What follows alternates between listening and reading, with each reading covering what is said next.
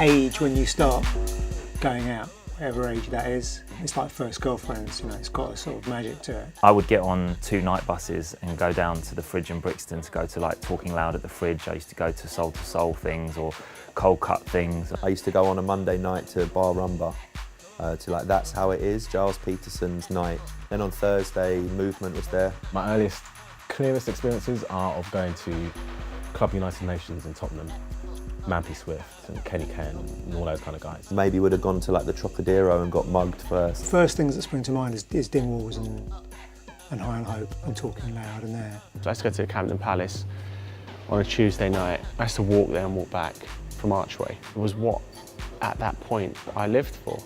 I remember hearing Made You Look by Nas for the first time in a club in New York when DJ Enough was playing, and just feeling like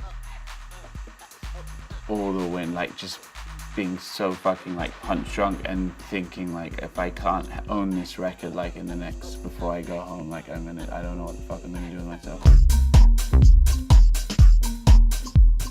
My boss pulled me to one side and was like, no, you're doing the job, but you're also coming in like with massive bags under your eyes, you know, a bit of alcohol on your breath.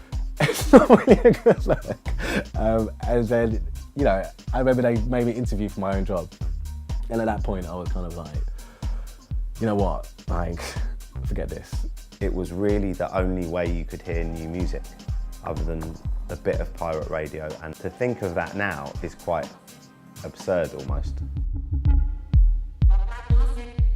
Being involved in things that got shut by the police was a sort of factor for quite a few years.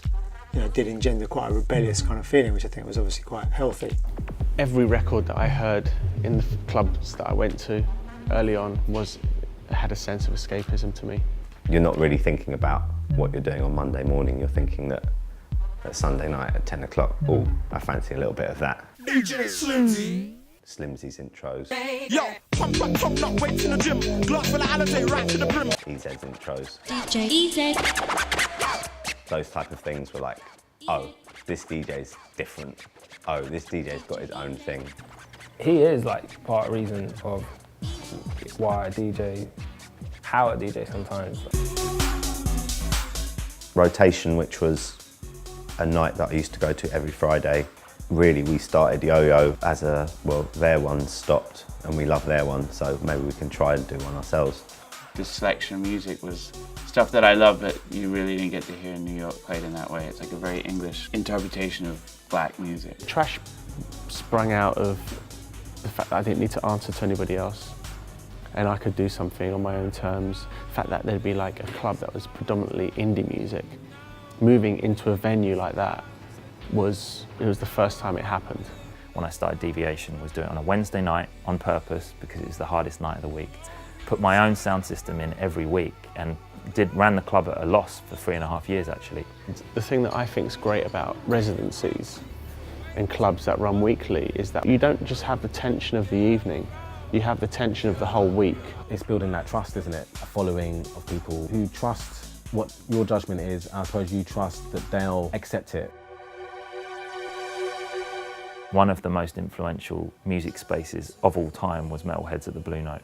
And when I was in that environment, I wasn't thinking like I want to be in the DJ booth. I was thinking, how lucky am I to be standing on the dance floor? You'd see people you knew there and you'd be having a chat, and then another tune would start mixing in and both people would just naturally stop and just listen to the next tune coming in, wait to see what it was, and then they'd continue their conversation again. I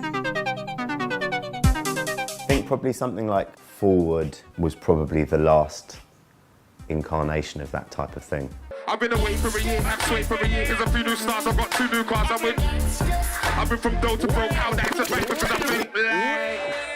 Underground music is just infinitely accessible in London. You know, maybe grime was like the last sort of pre-internet great movement. Maybe types of parties have changed a little bit since I was a teenager, but London is still as vibrant and exciting and interesting as ever.